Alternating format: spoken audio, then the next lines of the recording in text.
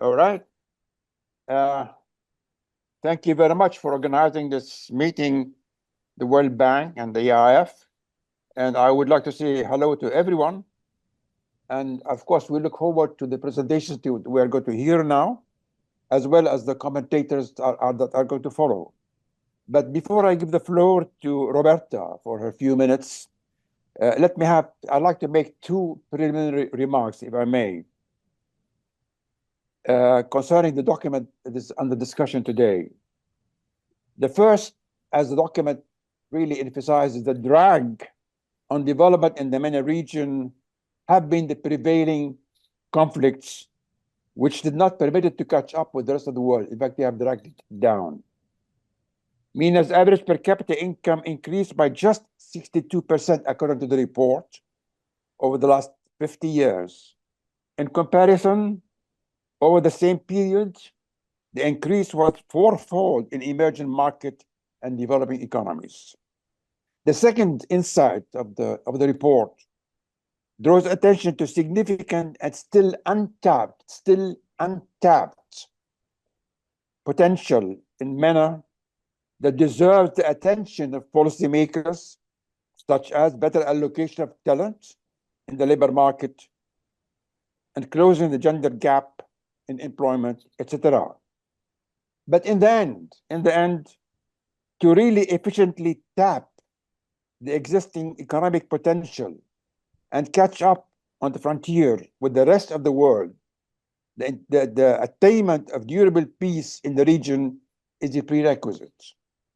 This raises the unanswered question as to what are the major prerequisites for attaining durable peace accompanied by long-term sustained growth.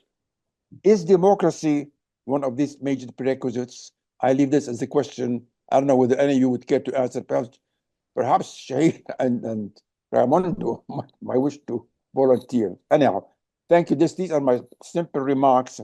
And now I turn the floor over to Roberta. Roberta? Thank you, Dr. Samir. And I will just make two very brief points. The first one, probably the most important, is sincere thanks to ERF, Dr. Shireen, you, Dr. Samir, and the whole staff for bringing us together for what promises to be a very interesting conversation. And you, Dr. Samir, already set the stage and the bar very high for the conversation. The second thank you go to all the country economists of the MENA region in the World Bank group who have put together the forecast that form the basis of the first part of the report, which, as you know, has a part of short term, looking at the growth in the region, and the part that is more structural. And in the structural part, as you highlighted, we will be looking at the long-term economic impact of conflict and also on the long-term determinants of growth for the region. Let me now turn to the co-authors, Jessica Torres, Nelly Al-Malak, and Gianluca Mele, who in turn will present the results, and we look forward to the discussion and the comments that will come from our distinguished discussants and from the questions that will come from the floor. So, Jessica. Thank you, Roberta. Thank you, Roberta. Share my screen. Jessica? Yes, I'm sharing my screen. Can you hear me? And can you confirm that you can see the slides? I can see it, yes. Perfect. So like Roberta said, Nelly, Gianluca, and myself will be presenting the main findings of the report over the next 20 to 25 minutes. But this is, of course, joint work with Roberta under her leadership, and also with Diego Faures, Mena Musa, and Ilyas Subanov. To motivate the analysis that we conduct in this report, let me start just very briefly by presenting what happened to income per capita in the region over the past 50 years. In this figure, we can see that among developing oil importers, average income per capita more than tripled since 1970, while among the oil exporters in the region, GDP per capita has remained more or less stagnant. But the average among oil importers is driven by 4 countries in particular, while the rest of developing oil importers has actually lagged behind.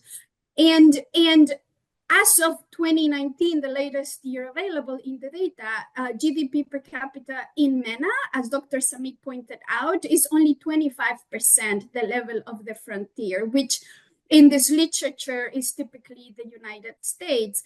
And to close this gap and reach halfway the level of the frontier, the region would have to grow at an average of 3.8% over the next 30 years. But what we have seen over the past decade is that among oil importers, growth has significantly slowed down from 3.3% from 2000 to 2009 on average per year to only 1.3% per year over the last decade. Among oil exporters, growth remains highly volatile. And so what we try to tackle in this report, in the thematic chapter of this report, is what can then the region do to boost growth? As Roberta already briefly described, Nelly will walk us through a brief summary of the short-term outlook for the region. And then Nelly and Gianluca together will present the economic consequences of the conflict in the long run and an update on the situation in Gaza and the West Bank. And then I will come back to briefly talk about 3 potential areas of untapped potential that the region has. Nelly, over to you now. Thank you again, everyone. Thank you, Jessica. Thank you, Jessica. Good morning, everyone. So let us begin with the macroeconomic outlook for the MENA region based on the latest forecast by our country economists. So the big picture is that real GDP growth is expected to pick up a bit from 1.8% in 2023 to 2.2% in 2024. Yet, the growth forecast in 2024 is significantly lower than the projections that were made in October 2023, right before the onset of the conflict in the Middle East centered in Gaza. Back then, World Bank economists were forecasting that the real GDP growth in the MENA region was going to be at 3.5% in 2024, as opposed to the current projection at 2.2%. As you can see, this is a very fragile growth as it's significantly lower than the average that was observed in the MENA region over the period between 2010 and 2019, which stood at 3.3%. You can see how, in turn, this 3.3% is significantly lower than the average that was observed elsewhere in emerging markets and developing economies over the decade that preceded the pandemic, which stood at 5.5%. Now, the slight uptick in growth between 2023 and 2024 masks important disparities within the MENA region. As you can see in this slide, the slight uptick is going to be driven by GCC countries, which are forecast to grow by 1.9% in 2024, up from 0.5% in 2023. And this acceleration is driven by the expansion of the non-oil sector in most GCC countries. On the flip side, we see that developing MENA countries are going to experience a sharp deceleration from 3.2% in 2023 to 2.4% in 2024. This deceleration, on the other hand, reflects the fact that some countries are going to be directly affected by the conflict, and on top of that the conflict came to exacerbate some pre-existing vulnerabilities in others. Next, please. You can see also how the real GDP growth forecast in both GCC countries and developing MENA countries is significantly lower than the projections that were made by country economists in October 2023. However, the downgrades among those two groups are driven by different factors. In GCC countries, the downgrade primarily reflects the lower than expected oil production levels due to the extension of oil production cuts. On the other hand, among developing MENA countries, The downgrade reflects a reassessment of the effects of the ongoing conflict, rising uncertainty on top of rising geopolitical tensions and global conditions. Now, we have just spoken about rising uncertainty in the MENA region, and what we do in this report, like we've done in the April 2024 MENA Economic Update, is that we look at the dispersion in private sector growth forecasts as a measure of uncertainty. And here we are plotting uncertainty in 1 year ahead real GDP growth forecast for the median economy within each of these groups. We have high-income countries, excluding MENA countries, depicted by the green line. We have emerging markets and developing economies, excluding MENA countries, depicted by the green line. And then finally, we have MENA countries depicted by the red line. We would like to emphasize 3 main messages from this figure. The first one is, as you can see, uncertainty in the MENA region, which is again presented by the red line, is significantly and consistently higher than that observed in high-income countries and emerging markets and developing economies. You can also see that after the onset of the conflict in the Middle East centered in Gaza in October 2023, uncertainty has been increasing in the MENA region, whereas we see that in both high-income countries and emerging markets and developing economies, uncertainty has been declining. And finally, as of the latest data point that we report in the MENA Economic Update, as of September 2024, we see that uncertainty in the MENA region is twice as high as in other emerging markets and developing economies. Now over to Gianluca, who's going to present the economic consequences of the conflict. Thank you. Very good. Good day, everyone. And thank you, ERF, for hosting this conversation. It's a pleasure to be with you all. So yes, in the next 5 minutes, I will be giving essentially a very quick outline of the economic impacts of the conflict on the West Bank and Gaza, and some of the ripple effects through the region, and to some extent also the global level. So let's start. Next slide, please. This is nothing short of a truly historic economic crisis for the Palestinian territories. Over the last 13 months, we're already more than a year into the conflict. The economy in the West Bank and Gaza is essentially nearing economic collapse, a complete collapse. And there is a historic, also unprecedented humanitarian crisis in Gaza. The story between Gaza and the West Bank, the two areas are experiencing and facing very different situations at the moment, even though both are in deep recession. As you see in this slide, the Palestinian economy overall dropped by 34% real GDP in the first half of 2024, which is the largest contraction that we have on records. It compares worse than any of the previous shocks in the last 2 decades, from the second Intifada to the COVID shocks and others. There's also a very big difference in the type of shock that, as I said at the beginning, that West Bank and Gaza are dealing with. In Gaza, we're dealing essentially with a supply side shock. As you can see, it's massive. It's 86%. It's a contraction of almost complete contraction of the economy. There's a near halt of every economic activity, with the exception of something going on the essentially on the services side. It's mostly some health-related services and basic commerce going on. In the West Bank, instead, we have a demand-side shock. The problem is not so much a supply constraint, but rather a loss of income. Number-wise, we're looking roughly 20. The official figure is 23% drop in H1 in the first half of 2024. But it's essentially caused by a loss of income.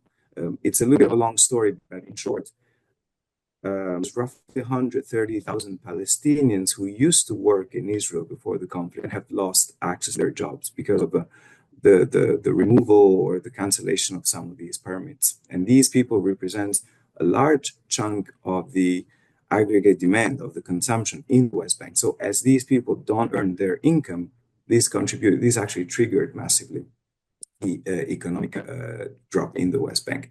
There are other things that we could go into. We unfortunately don't have the time, but if there are questions, for example, on the fiscal side, the fiscal crisis is extremely severe. the financing gap is projected to increase, to balloon to almost $2 billion this calendar year, which is more than twice what it used to be in 2023. This is due to the so-called clearance revenues, which are, it's a technical term, but it's basically the revenues that should be remitted by the government of Israel to the Palestinian Authority. But there are some catches there. So the fiscal crisis is extremely severe. If there are questions on that one, I can come back. So let's move maybe to the next slide in the interest of time. So on the regional impacts, the story is essentially a story of limited impacts, which is also the reflection of a very limited integration of the Palestinian economy with the rest of the region. So it's somehow like a positive side of the story for the rest of the region because there are no contagions, but also it's a negative side of the story because it highlights how poorly integrated this economy is with the rest of the region. The impact on individual countries, however, is very different and depends essentially to the geographic proximity, to the conflict areas, and also to the role of economic ties. If we want to quickly go through the countries that are mostly affected, one is Egypt, which is obviously a key regional player. As we all know, Egypt is structurally susceptible to balance of payment challenges before this conflict. But obviously, the situation has worsened heightened the challenges for Egypt since the Suez Canal maritime traffic has been disrupted. This is a corollary of this conflict in the Middle East. As you know, the Houthis have started to attack not just military but also commercial vessels at the end of 2023. So this definitely had an impact on the Suez Canal revenues and, as a consequence, on Egypt's balance of payment. The tourism sector, for example, in Egypt instead has remained relatively resilient. So it's kind of a mixed picture. If you look at Jordan, for example, tourism dropped between the end of 2023 and mid-2024, summer 2024, by 7.5% in terms of tourist arrivals. So a pretty important drop for a country that depends in large part from the receipts from the tourism sector. So it's a mixed picture, but as I said, it's essentially a picture of limited impacts, mostly depending on geography. We can move to the next slide, please. If we move to the global level, sort of now we're moving from small circles into bigger circles, essentially. At the global level, we have not seen any real effects on commodity price impacts. This would be the main channel of contagion. Also, in this case, it might be a good side of the story, but also symptom of limited linkages. If you look at these figures, for example, the energy commodities, but also financial sector, this is not shown in the figure, but there's essentially a good level of stability in the face of the shock. When we look at, for example, the spot price for oil or the futures for gas and oil, they have remained relatively stress-free, and in some cases they've actually even declined since October 2023. So this is essentially on the global level, the absence of effects on commodity prices. The next slide instead focuses on the impacts on the maritime disruptions. As I was mentioning before, the Suez Canal has experienced a significant rerouting of shipping. However, despite a market increase in the spot prices, and you can see in the slide the World Container Index, for example, but also other indexes that we don't show, like freight rates, like the Shanghai to Genoa freight rate. Some of these have increased by 4 or 5 times vis-a-vis the previous, like prior to the conflict. However, a number of buffering factors have made so that there are no real effects on the prices paid by the end consumers. So first of all, the global and regional growth have been relatively modest in the last year. Also, after COVID-19, global supply chains have sort of learned their lesson, and they've become more resilient. For example, in this case, shipping companies have larger fleets, for example. So there is a lot more resilience than before. There's also some contractual side of things because some of these contracts are multi-year and the shipping costs some of these predate the crisis, so we don't really see those effects. So anyway, there's a list of factors that contributed to mitigate the effect, but in short, despite a clear surge of spot prices on the shipping side, this has not translated into higher consumer prices. I stop it here, but welcome any questions on any of these issues, and I hand over to Nelly for the next part. Thank you, John. Thanks, Gianluca. We highlight in the report that the conflict in the Middle East centered in Gaza is part of a broader trend of escalating violence in the Middle East and North Africa. What we do in this report is that we take a step back. We use data from the Uppsala Conflict Data Program in order to place these events as part of longer trends in the MENA region. In this slide, we are plotting the total number of conflict episodes in panel A, as well as the regional fatalities as share of the global total in panel B. In both panels, the MENA region is depicted by the red color, and the main takeaway is that we see an increase in the frequency and the severity of conflict in the MENA region over the past decades. For example, we see more than a twofold increase in the total number of conflict episodes in the MENA region since the 1990s. And in terms of regional fatalities, we see more than a six-fold increase in the share of regional fatalities. And in fact, between 2012 and 2018, we see that the MENA region had the highest share of conflict-related fatalities as share of the global total in the immediate aftermath of the Syrian civil war. Next slide, please. We ask in this report what are the long-term consequences of conflict in the MENA region, and the results are sobering. What we do is that we rely on a synthetic control method, which allows us to have an estimate or a counterfactual of what income per capita could have been in conflict-affected MENA countries in the absence of conflict. And to do so, we rely on the weighted average of synthetic control countries, which are basically countries that are very similar to the affected countries in the MENA region, apart from the treatment, which is in this case the conflict occurrence. And we see that income per capita relative to the counterfactual could have been on average 45% higher in the MENA region and conflict-affected countries had conflict not occurred. And these effects are measured 7 years after the onset of the conflict. These losses are substantial as they amount for approximately the average gain in per capita terms over the past 35 years. The exercise that we just presented is based on selected conflict episodes that occurred in Algeria, Iraq, West Bank, Gaza, Syria, and Yemen. And our main takeaway is that these losses are even larger in protracted cases such as Syria and Yemen. For example, in the case of Syria, we estimate that income per capita could have been on average twice as high 7 years after the beginning of the Syrian civil war had conflict not occurred in Syria. In Yemen, the losses are even more substantial. We estimate that income per capita could have been triple 7 years after the beginning of the conflict in Yemen. So to conclude, we find that peace is an essential precondition for sustained economic development in the MENA region, as clearly persistent conflict can wipe out decades of progress in the MENA region and set back countries in achieving sustained economic development. Despite these challenges, there is significant untapped potential in the MENA region, but that is, of course, with peace as the foundation. Now over to Jessica, who's going to present key levers of growth to boost standards of living in the MENA region over the long term. Thank you. Thanks, colleagues. I will be very brief in the interest of time to make sure we give time to our discussants to identify the areas of opportunity, the areas of untapped potential that the region has. We start with a development accounting exercise. What this exercise does, it separates the distance in GDP per capita in each country from the frontier and separates that into different components.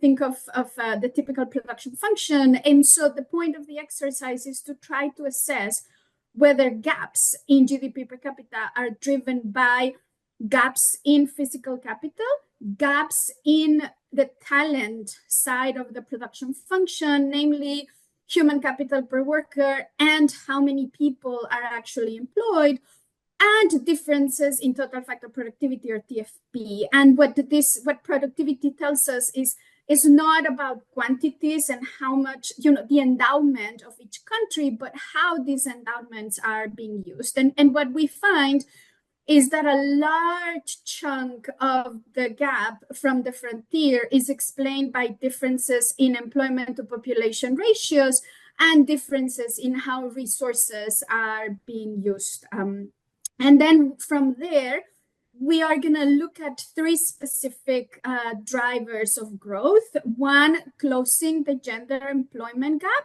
to increase employment to population ratios. Two, the role of the public sector in the labor market, namely the quantity of labor that the public sector is employing and how that's driving productivity losses.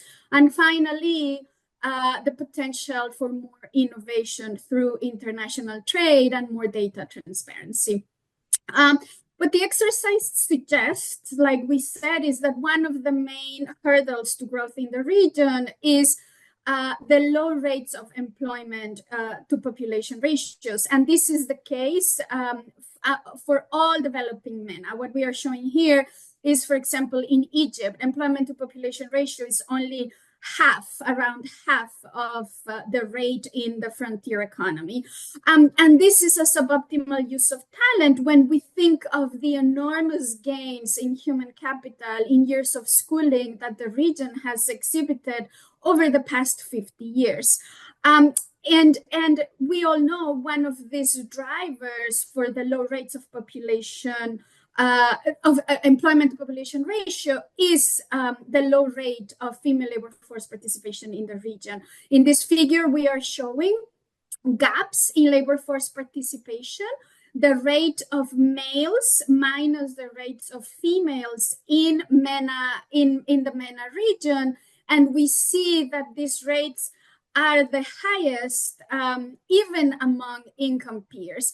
Our exercises in the report suggest that closing this gender gap, the gender employment gap, could increase GDP per capita by 51% in the typical MENA economy. So there is this huge untapped potential by better allocating talent in and out of the labor force. When we look at productivity, we find that gaps are large relative to the frontier among all MENA economies, including the GCC. For example, productivity, when we look at Saudi Arabia, in these gray bars towards the end, total factor productivity is 25% less than the level of the frontier.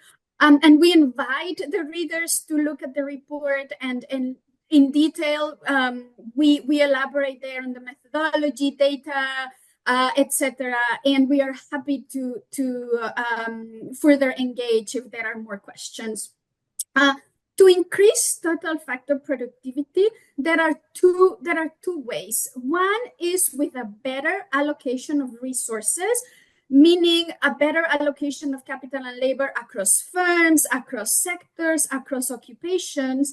And in the report, we look at the allocation of talent between the public and the private sector. The MENA region exhibits the highest share of employment across the world. Here, for example, we show that the average is 22%, which is 4 percentage points higher than ECA, the second highest region. But among women, the share is almost twice the average of Europe and Central Asia.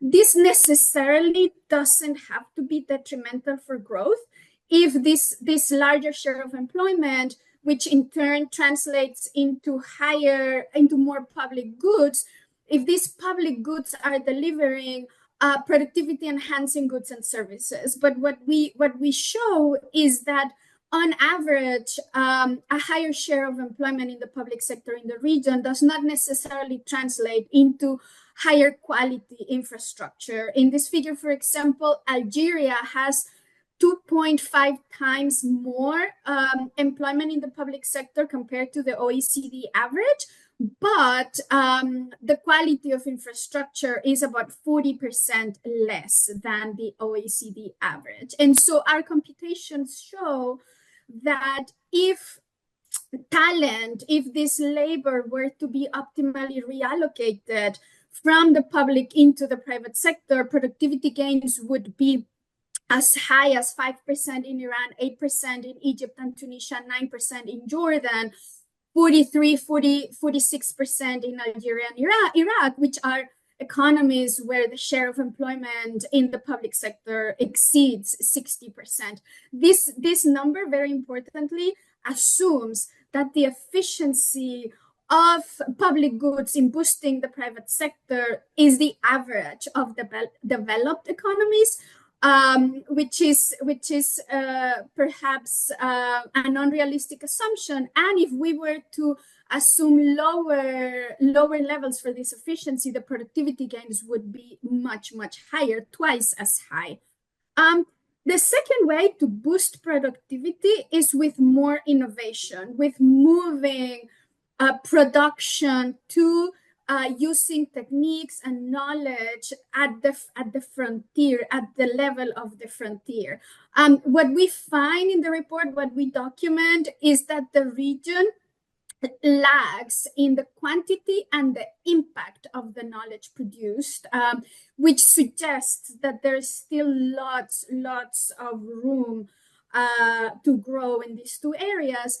And given the strategic geographical location of the region, what we show is that there's potential to tap on this frontier of knowledge and technology through more international trade. The region has, what we document is that the potential for exports in MENA countries is much more larger than what we are observing, and these are non-oil exports. A second way of moving MENA to the frontier is also with more data transparency, more access to data, microdata, better quality of data. And so to sum up, very quickly, our main findings: growth remains fragile in MENA in the midst of higher uncertainty. We document quantitatively how much conflict has tended to dial back development in the region, and then we identify three areas, three levers for a more prosperous region: a better allocation of talent across the public and the private sector and in and out of the labor force, and more innovation through more international trade and better data quality and transparency. So we're going to stop here. Thank you again, ERF, for organizing this seminar, and we look forward to comments from our discussants and any other questions in the chat. Thank you. Thank you, Jessica. I turn the floor over to Shahir and then to Raimundo. Thank you, Dr. Samir. I'll just share my screen. Can you see my screen? Great. Yes, now we can see it. Okay. Thank you so much, all the World Bank team, for this very rich presentation. So I read the report with a lot of interest, and it examines, as you presented, Jessica, Gianluca, Nelly, and Roberta,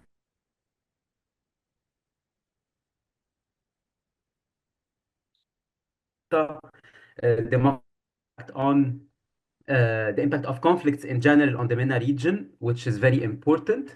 And I liked also very much the recommendations and the drivers of growth in the MENA region at the end of the report, in addition to the development accounting. I think this is really one of the important contributions that we have in the report, and that is really informative. So generally, the report is timely, very important, and definitely very policy relevant. I will perhaps suggest, I know that the report is already published, but I just want to reflect a bit on the recommendations and the way forward. Because when it comes to the MENA region, I think it's important in addition to distinguishing between the types of conflicts that we have, given that it, as you mentioned, Jessica and Gianluca, in the second part of the presentation, it's one of the regions that has most of the conflicts, but we have also a heterogeneity across the types of conflicts, in the sense that some conflicts are internal, some conflicts are external.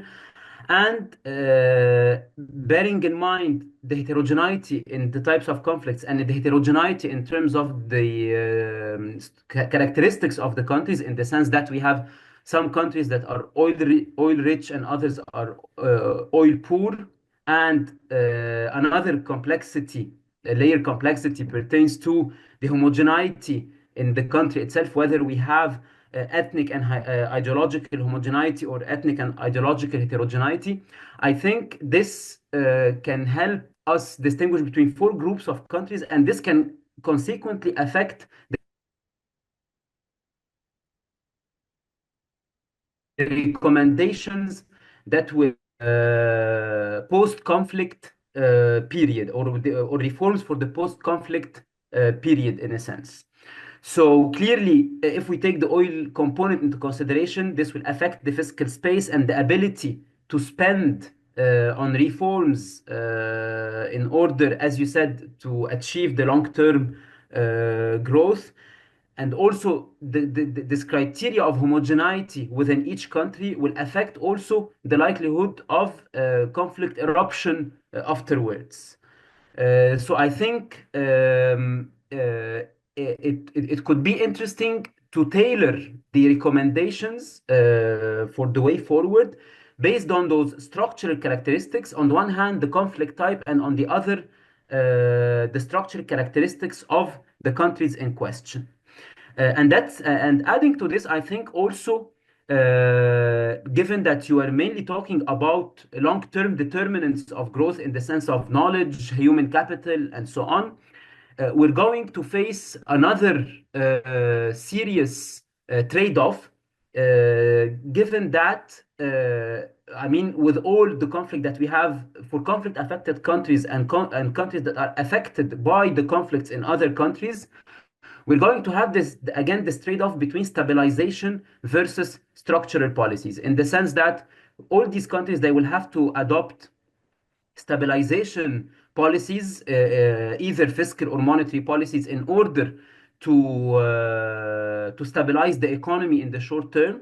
But this might again lead to a kind of time inconsistency, in the sense that we're going to diverge from the long-term equilibrium, given that most of the structural reforms that aim more the long term will be postponed or will be implemented later.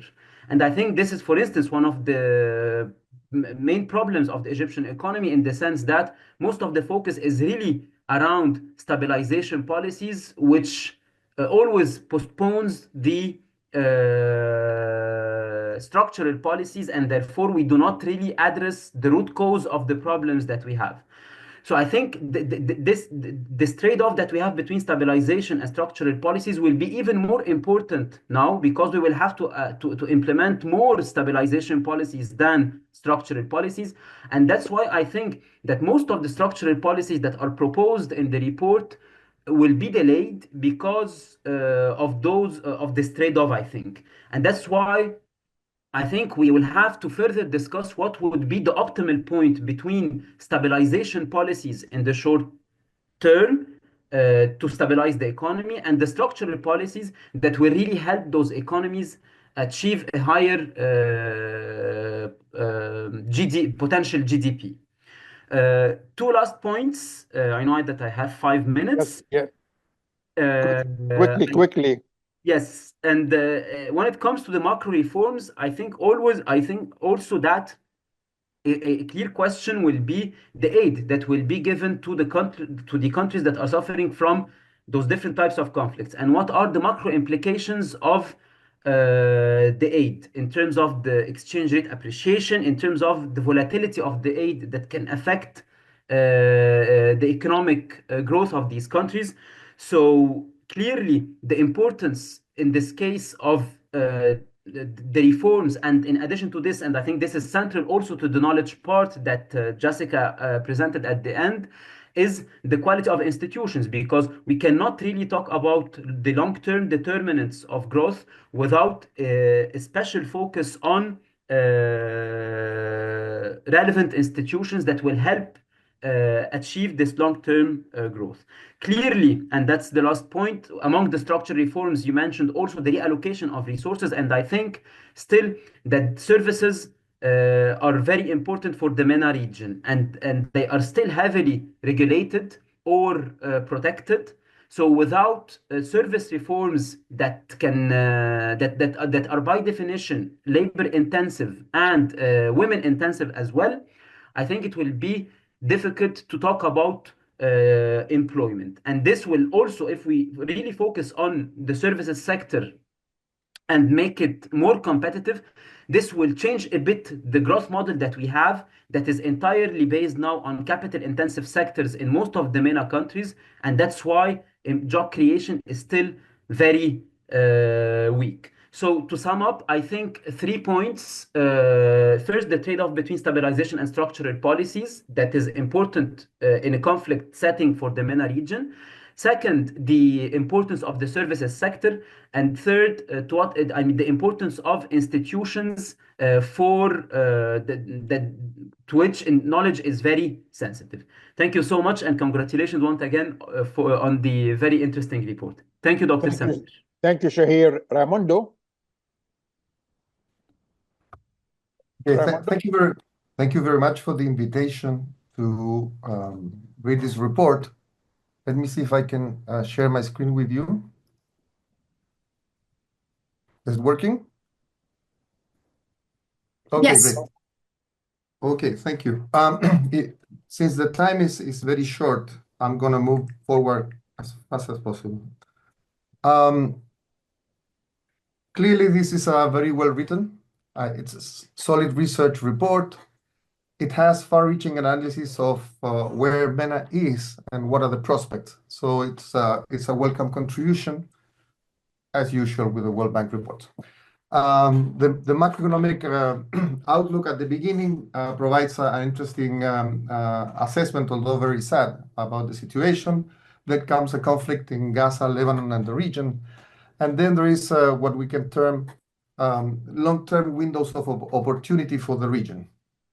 I'm going to concentrate in 3 topics. One has been covered already by Shahir. MENA is not a one-size-fits-all situation. It's a lot of heterogeneity, and Shahir already pointed to that, so I'm going to go fast over that. The second one is, why should we expect miracles? And the third is, what peace is what we're talking about. Peace is an essential requisite for growth. What kind of peace? So the report does a very interesting thing in comparing the region not with a static frontier, with the moving frontier, because a moving frontier provides 2 things. One, additional challenges, and the second one is additional opportunities. So it's important to have a moving frontier, in this case, the USA, as we all, and also it's interesting to discuss the issues without oil in between. So here is basically what I collected from the report. Income per capita in oil-rich GCC economies is around 2/3 of the frontier. In the rest of the countries is 1/5.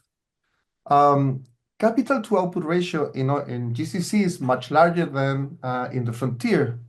And in non-GCC oil countries also. In the non-GCC countries is around the same as in the frontier. So this is one topic I will go over in a minute.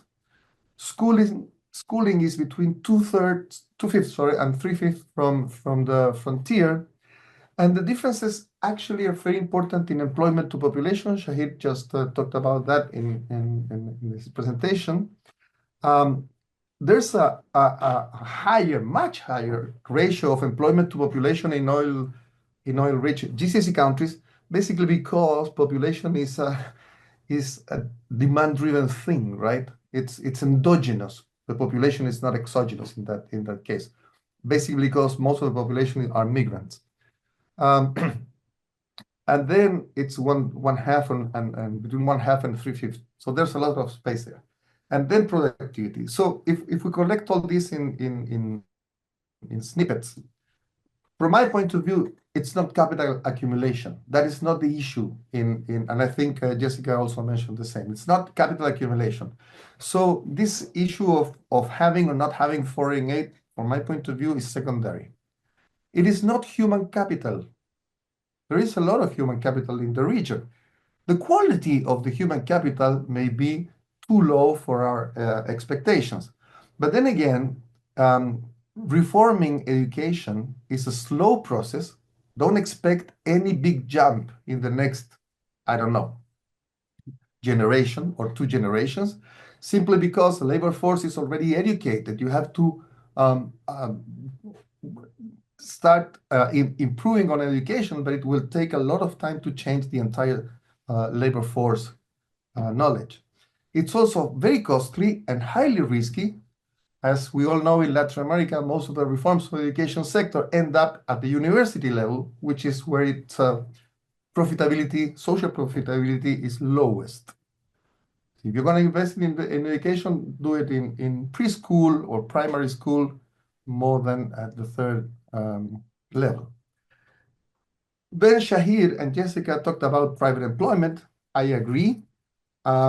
Private employment is much needed. There is a lot of space to gain there, particularly with the women, which are far better educated in general than men, particularly with the youth, which are better educated than the old. But you need the conditions for private employment to flourish, and the conditions are not there. I'm going to talk about that in a couple of minutes. And then where I think the potential high payoff is in changing regulations, starting reforms, and moving institutions into the 21st century. So that's one. Not all countries need the same. Some countries need more of one thing than the other. So then the report goes into the Marshall Plan, which I find it very interesting and very different from all the other reports that I've read. The Marshall Plan cost around $160 billion of current currency. It spread over 16 countries. It lasted only 4 years, and the countries returned to pre-war GDP levels by 1950. Where was it targeted? Which I think is a key issue. Largely infrastructure, convincing the countries to turn into free markets and efficiency, and then providing security through the North Atlantic Treaty Organization. Basically, you get a lot of external security. On the other hand, the US transfers to Iraq are around 1/2 of the Marshall Plan as of 2014. It lasted over a decade, and there were no miracle results. Okay? Perhaps all these transfers and aid were poorly targeted. I have no idea. I couldn't find a reference for that, but the failure is quite obvious. Let me show you another example of a miracle. Korea, after the war, after the civil war and the split of the country in two, the US pumped around $30 billion between 1953 and 1976. Aid was largely allocated to food, the stabilization issue that Shahir was talking about, and education. But on top of that, it was for free markets again, and for foreign security given by the US, right? So we have a second case in which targeting into what Korea needed or targeting to what Europe needed at the time make great differences in the result. The US and the European countries and all the donors have poured money into the region, but my hunch is that it was misused or mistargeted. What the paper, the report suggests is that if you target money and effort not only to stabilization, but to institutional building, productivity reforms, and sound regulation, there is a lot of space to gain. And I would agree with that. But then I have at the end of the presentation a warning. So then the report moves into this: peace is an essential prerequisite for economic development, which I agree totally. But the report deals with two issues, and I think other issues are important, and we should talk about them perhaps in the future. The report mentions that recovery needs to address underlying grievances to avoid recurrence. Totally agree. And balance the trade-off between short-term stabilization and long-run growth, which is the issue that Shahir just raised. These two things are true, but it's not just any kind of peace. In previous research with Samir, which is collected in two books, one already published, one that will be published next year probably, it's much more than that. And the reasons are the following. You need to change incentives. If the reforms do not change incentives, nothing is going to change. And in particular, conflict is going to remain. You need to eliminate institutions that created the conditions for inequity, which is at the root of conflict, for cronyism, which is at the root of not being very productive, of failure by the government. And one thing that the report doesn't take, which I think is crucial, is that greed is another motive for conflict on one hand and for low development on the other. And this needs addressing. The second issue is that you need to achieve wider economic inclusion and lesser inequality. Otherwise, the governments, the political system is not going to gain legitimacy, and it cannot be sustainable, in particular in countries where the youth bulge is important. These were at the start of the Arab Spring protests, right? And the third one, which we have worked with Samir and Shahir and other co-authors under an ERF project, is that the region needs to establish a new, either implicit or explicit form of social contract. And that contract should reflect, we think that ought to reflect, the attributes of democratic governance. Okay? So it's peace, yes, but it's peace under a new arrangement, not just a truce. A truce is basically, we don't fight anymore, but we keep everything as it was. Here you need a new form of peace under a new social contract that addresses the issues that the report underlies, and addressing grievances, addressing short-term stabilization, long-run growth, but also eliminate all the incentives for inequity, for cronyism, for government policies failures, for government programs that are misallocating resources that are very inefficient. Now, this sounds very easy, but I'm going to show you one case that shows that this is very difficult. And I'm going to give you the best of the situations. And the best of the situation is Germany. There is a recent paper by Hallmeyer and Schroeder showing that the destruction, by the end of the Second World War, the destruction of housing in Germany was around 20%. Very heterogeneous in different regions and the like. In Syria, as a token of comparison, in Syria it is already around 30%, and in Yemen it's over 40%. The paper shows that in individuals born in cities that were badly damaged during the World War II, in those cities, wealth is still around 10% lower. 10% lower today. Still, 80 years after the end of the war, the differences and the inequity, if you want, remains. Okay? So you need to curb expectations of what you can achieve if peace if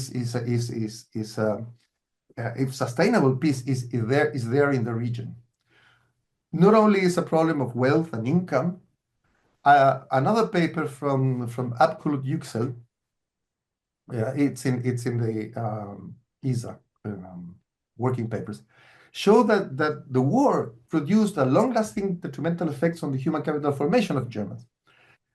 who had around 0.3, one quarter, few years of schooling, and 1.2 years of schooling.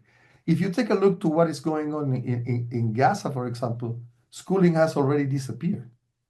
So it's at least a couple of years lost. And this has a permanent effect later on in income, in wealth, in health. So these guys in Germany are dying at a younger age in East Germany than West Germany, or in cities that were more or less affected by destruction during the war. And finally, a paper which I think is very important for the region. Bachmann and co-authors study firms in East Germany compared to West Germany after the unification in 1990. So we're talking about 45 years, roughly 45 years after unification. East Germans living in exactly the same institutional conditions and political conditions and integration to world markets and what have you, East Germans are still around 10 to 15% less productive than West Germans, poorer than West Germans, basically because in East Germany, there is still significant monopsony power when hiring workers, market power when selling goods, and customer acquisition. And these three elements allows East Germans to basically not being as productive as West Germans. Now, the key issue of this paper for us in the region is that there is significant monopsony powers in most of the countries. Market power is all over, and customer acquisition is there, right? So most likely this situation in comparing East German to West German is very illuminates what can be even in the best of conditions. Say that we pass all the reform. Say that we achieve stabilization. Yeah, I'm going to finish with this. Say that you have all the reforms in place. Say that you stabilize the economy. Still, microeconomic incentives are very, very important. Not only for growth, not only for productivity, but also for political legitimacy. Okay, I'll stop here. Thank you very much. Thank you. Shireen, can we go beyond 5 o'clock? Can we have 10 minutes at least? I think if we have the permission of the panelists, I know Shahir will need to leave, so in your hands now. I think we can go on for about 10 minutes, if we may. I think we need the time. I mean, I would like to listen to what the World Bank people have to say. So let's say we can have 10 minutes. Shahir, can you stay another 5 minutes, please? Yeah, okay, I will stay. Okay, yeah. So please, I'm now opening the floor to our experts from the World Bank. Let's say have 3 preliminary comments. Raimondo, could you stop sharing screen, please, so we can see the panelists? I worked very hard with the slides, so thank you. How do I do that? You've just done it, so you're good. Okay, great. Well, again, okay, I don't know who the World Bank people are going to start. Who would like to start with a commentary? Let me just start again with a thank you, because definitely there is more food for thought than what we can handle in 10 minutes. So this is something that sort of will set us off probably on a whole research path. But one of the common threads of the 2 sets of comments was, I believe, the importance of incentives and institutions. Let me take a step back. And what the analysis that the team and I have conducted really points at productivity and participation as 2 fundamental long-term determinants of growth. Both low labor force participation and low productivity stem from failures in governance. And even from this office, but many other researchers in the regions have really pointed out the fact that failures in governance have been the sort of fundamental drag to growth in the Middle East and North Africa. They manifest in different ways. In part, they are an excessive footprint of the state, which doesn't really, it's only imperfectly captured by the size of the public state. The size of public employment is just one symptom of the fact that the state looms large in many countries.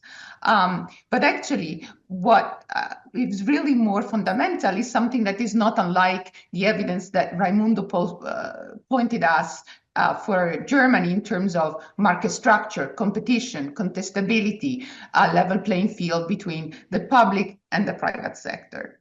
I think as all of you have highlighted, we can talk about the state that looms large, but the state looms large not everywhere. So if you think about a country like Lebanon, the state doesn't loom large. As a matter of fact, we would need more state in a country like Lebanon, not less. It depends what kind of state. Correct. Very good point, Samir. As an economist, you always want something more of a good thing. Good point. But the state looms large in different ways in countries. So imagine a sort of large non-oil country like Egypt, where the lack of contestability would be probably the sort of primary key that could unlock development, and think about how the state looms large in oil-rich countries in the GCC, where thanks to the sort of oil bounty, money can be invested through a variety of industrial policies and direct investment in the economy, so that we can see what Nelly has presented as, a blossoming non-oil economy. But when we figure out what's private, what's public, then, we need to take a step back, because we really don't know what's the impact of the fiscal. So let me just conclude here this first round of sort of reflection to give space to the team. But definitely, I think that the fundamental issue with the region is a deficit in governance, which manifests also in sort of imperfect openness, limited incentives to innovation, all of which bring down the growth in the long term. And we should think about governance also on looking forward. And this is what both Shahir and Raimundo pointed us for both fragile and non-fragile situation. If we think about fragility, Raimundo, there's actually a really interesting book by Hideki Matsunaga on the failure of aid in Iraq since 2003, and that's exactly what you pointed at, $80 billion, which if you do the counterfactual of giving that money directly to people, it would have resulted in a dramatic increase in welfare, which instead we didn't see from the aggregate in any way, unfortunately. So looking forward, you are correct that we really need to think about governance, new incentives, and strengthening institutions, because if you reconstruct in the same way as what you found before you destroyed, there's no guarantee whatsoever that growth will actually blossom. Now, you said curb expectation, and I also want to add a line of modesty in terms of what is the scope of a report like this. I think the team did, in my view, really rigorous and important work, but we see this as a conversation opener with other researchers, and hopefully a way to sort of whet the appetite of those who want to do research on these themes. So how to reconstruct, how the incentives will be shaped in the reconstruction of this increasing drama that are happening in our region will be something that we will be thinking about for the years to come. But to conclude on a lighter note, Raimundo, I love the guitar. So over to the team for their reflections, and then happy to address any questions this is not part of the workshop, might be in the Q&A. Any further comments? We have 2 more minutes, Shireen. Any further comments? Not much more to add. If I can come in very quickly, I'll be very brief to give space to Gianluca and Nelly in case they also want to come in. Thank you to Shahir and Raimundo for taking the time to read the report so carefully and giving us so much food for thought. Raimundo, you're absolutely right. What we are, this report, what this highlights is the importance of micro incentives. And one of the insights of the macro development literature over the past 20 years, roughly, is how these productivity gaps are driven by distortions in these micro incentives. And like Roberta said, we only touch on one margin, the distortions in the labor market, in the allocation of talent between the public and the private sector, but there is much more when it comes to the footprint of the state.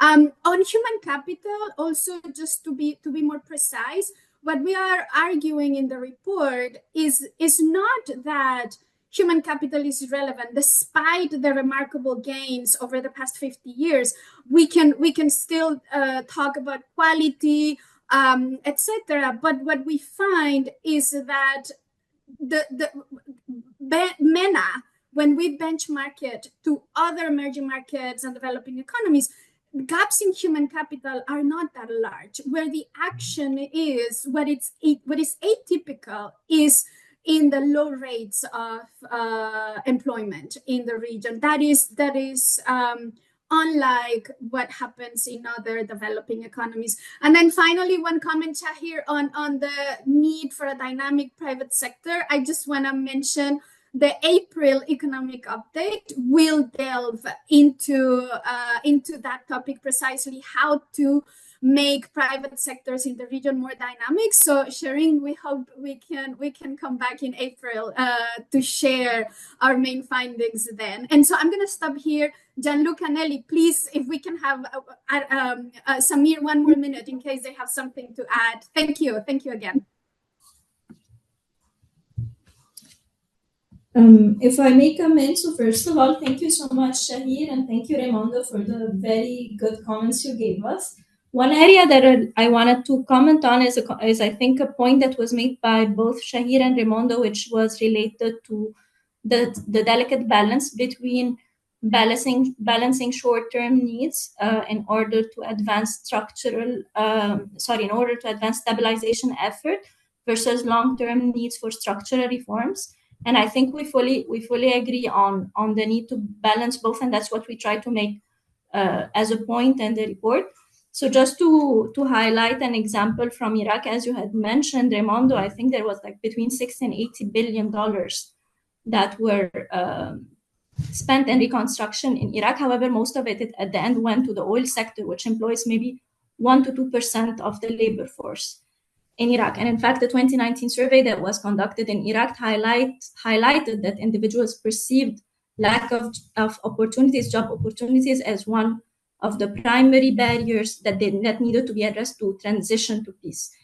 So that's why I think it's very important for us to keep in mind that stabilization efforts are important. However, they need to be complemented with important structural reforms that would allow these countries that are transitioning to peace to kind of balance those two needs, and in this case, address these underlying grievances, which would, in this case, allow them to avoid having new cycles of conflict that would erupt again in the near future. And on this note, I stop, and I thank you again for all the very good comments. And over to Gianluca, if you'd like to add anything. Thank you, Nelly, and thank you, colleagues. And thank you to Shahir and Raimundo for the excellent comments.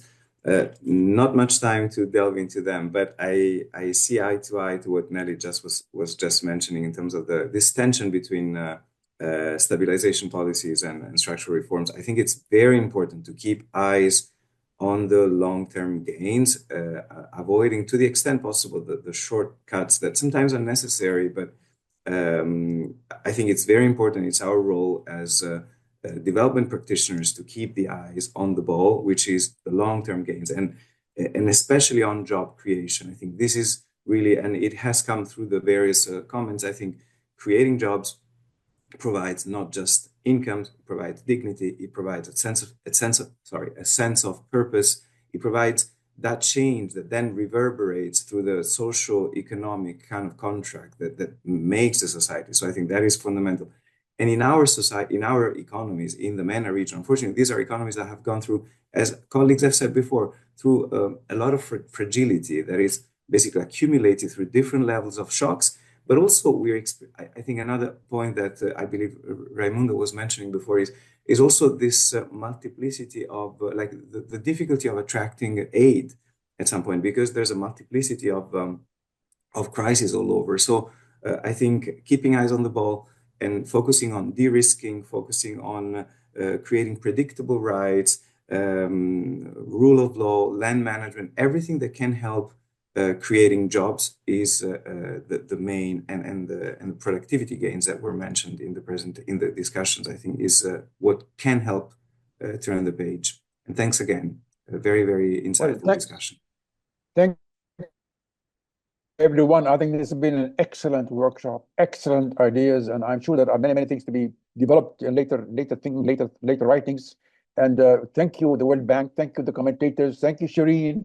I think it's the time to hang up now, right? I'm sorry, I would have loved to continue, but I understand our time is up. So thank you, everyone. This has been an excellent meeting. Thank you very much. Thank you, Thank you, Mr. Dr. Samir. Thank you, Shireen. Thank you all. Thank you, Thank you. Shahir and Raimundo, for this great opportunity to discuss this work. It was a pleasure. Thank you, Roberta. Thank you all. Bye. Bye-bye. Bye-bye.